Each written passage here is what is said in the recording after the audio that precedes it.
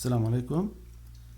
Today we will complete our topic in chemistry Edexcel A2, chemistry IAL.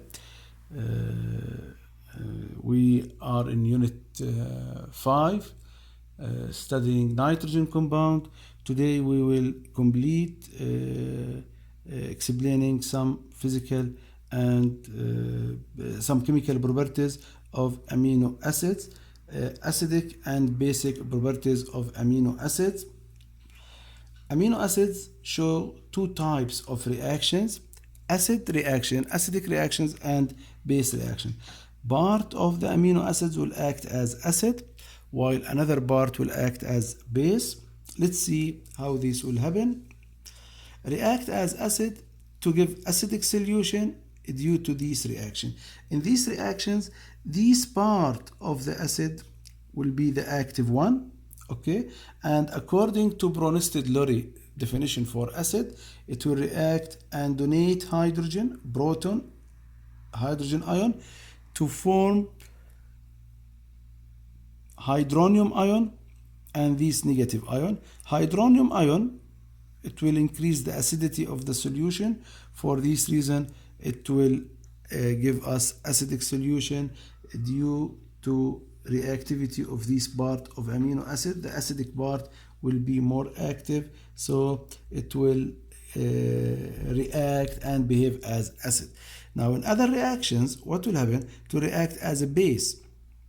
Now in our syllabus, we will not explain why it will act as a base or with which chemicals it will act as a base. So if you face any question in the past paper about explanation why this acid act as this amino acid act as acid or this amino acid act as a base, according to our syllabus, deep explanation it's not required after the update which occurs before 2 years.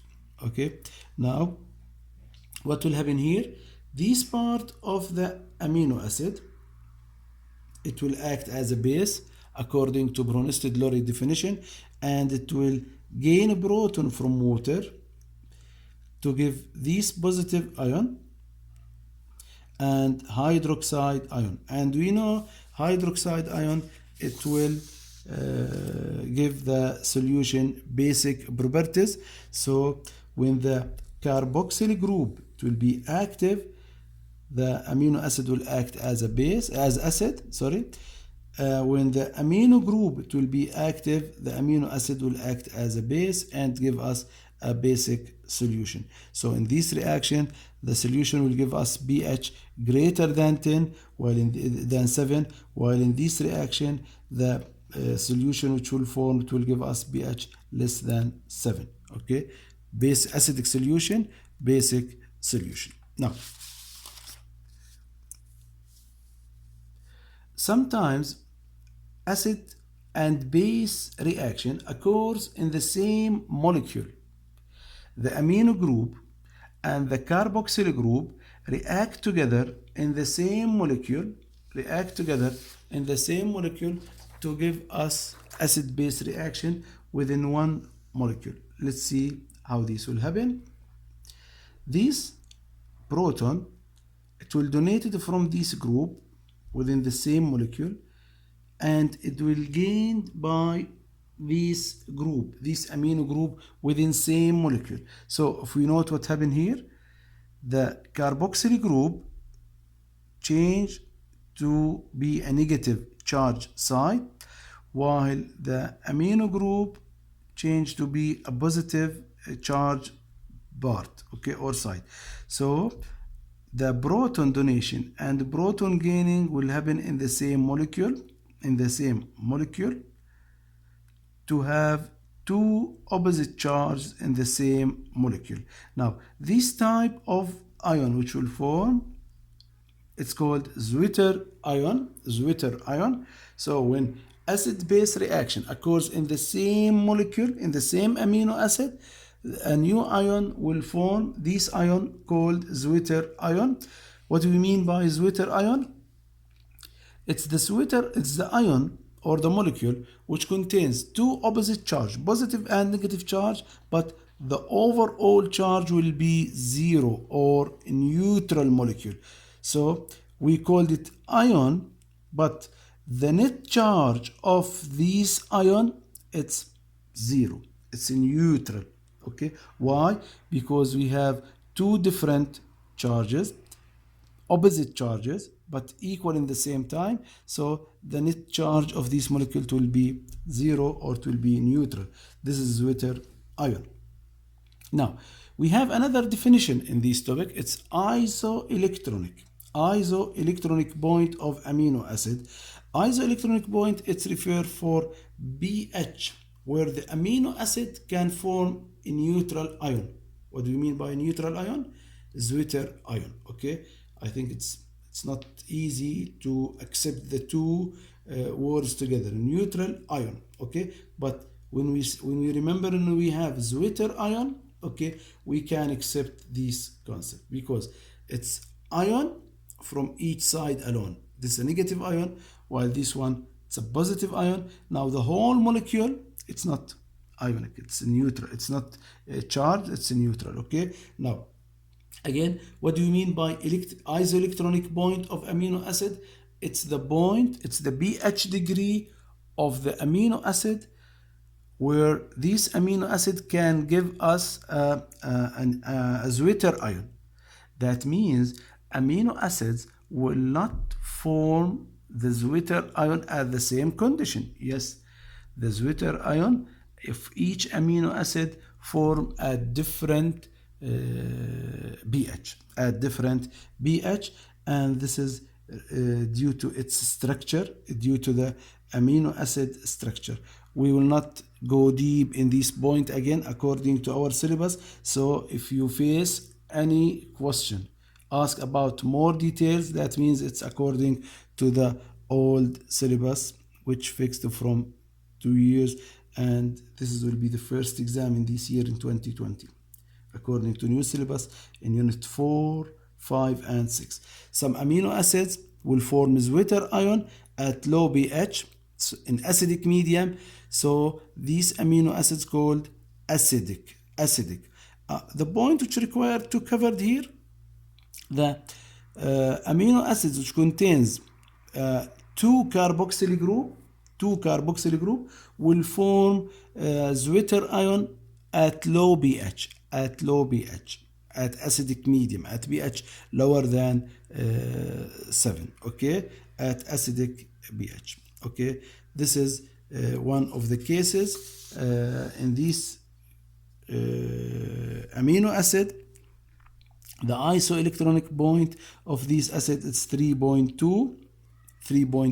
That means this amino acid can form Zwitter ion at acidic medium due to the effect of two carboxyl group. Okay, again, we will not discuss the effect of the rest of the molecule on the isoelectronic point of the amino acid. Okay, here we have two carboxyl group which make this amino acid form Zwitter ion in acidic medium, and its isoelectronic will be 3.2, which is the pH of acidic medium, which help this amino acid to form Zwitter ion. Now, another amino acids form its Zwitter ion at high pH, at basic medium.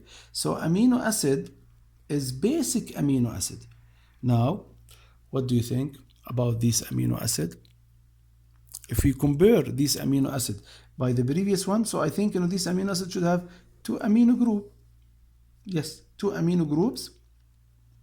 Okay, again, we will not discuss the effect of this long chain on the isoelectronic point according to our syllabus. You can see the effect of these groups in other syllabus, in other video, in other syllabus, because we have videos which cover Cambridge syllabus. This is for Edexcel syllabus, and we have another videos which cover AQA syllabus. Now here we are covering Edexcel syllabus, which called IAL according to the new qualification. Again, let's return to our point. We have two amino groups. That means this amino acid will be will form sweater ion in basic conditions, in basic medium. Okay, so its isoelectronic will be higher than 7. It should be higher than 7 because the pH of this solution will be higher than 7. It will be basic. Now salt formation. We know basic compounds can react to form salts, and acidic compounds can react to form salt. Now in amino acid we said sometimes to react as base, sometimes to react as acid. So one of the main chemical properties of these compounds, and it can react to form salts. Again, we will not go deep in this point. Amino acid can form salts by reacting with acid or base with acid. So the basic side it will be active with base, so its acidic part will be reactive. Now when it reacts with acid, it will form protonated ion.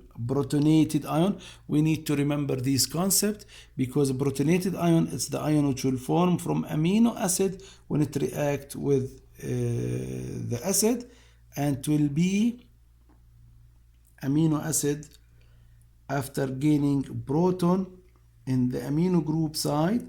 So this is one of the protonated ions which form due to the reaction of amino acids with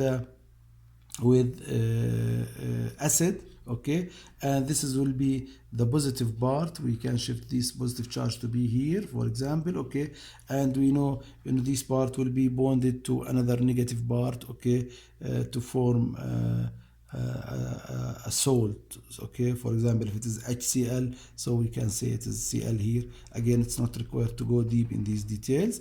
Now what about when react with base? Now depending on number of carboxylic group or carboxyl groups, okay, in the compound, we can get different products. We can get different products. If there is one carboxyl group, that means we will get one product. Okay, just the carboxyl group will donate one hydrogen and one type product will form. Now what will happen if we have more than one carboxyl group? Let's see this example. In this amino acid, we have two carboxyl groups in the compound. So what will happen? In some reactions or under some conditions, you will find one carboxyl group will react, this group, which will give us different product than another conditions when these carboxyl group react. Okay, so two products. The first one when these carboxyl group react, the second product when these carboxyl group react. Okay, now the third product when the two carboxyl groups react to give a new product. So we have first salt when only one carboxyl group react, the second salt when the other carboxyl group react, which is completely different than this one. Okay, one carboxyl group react, one carboxyl group react, but different carboxyl groups. Now if the two carboxyl groups react, what's the condition? Under which conditions? It's not required to know these. Okay, but we need to know that we have three different products, and mixture of the products will form, and sometimes we can control the product by control the condition reaction. Optical isomers. Amino acids. First, what do you mean by optical isomers? Optical isomer, it's the compound which contains a chiral carbon. I want just to refresh your knowledge because we have a whole topic about optical isomers and geometrical isomers. Okay, now optical isomers available or form when we have a carbon bonded to four different groups or four different atoms. Okay, And this carbon, which bonded to 4 different groups, called chiral carbon, chiral center or chiral carbon. Okay. Now in amino acids, all 2 amino carboxylic acid gives optical active compounds except one, 2 amino ethanoic acid. 2 amino ethanoic acid. What we mean by 2 amino? When we have amino group at the second carbon, 1, 2, that means we have hydrogen, one group, carboxyl group, it's the second one, still different, amino group, third group, so 1, 2, 3 groups. What we say, and if we have 4 different groups, that means it's optical isomer. That means it's optical isomer.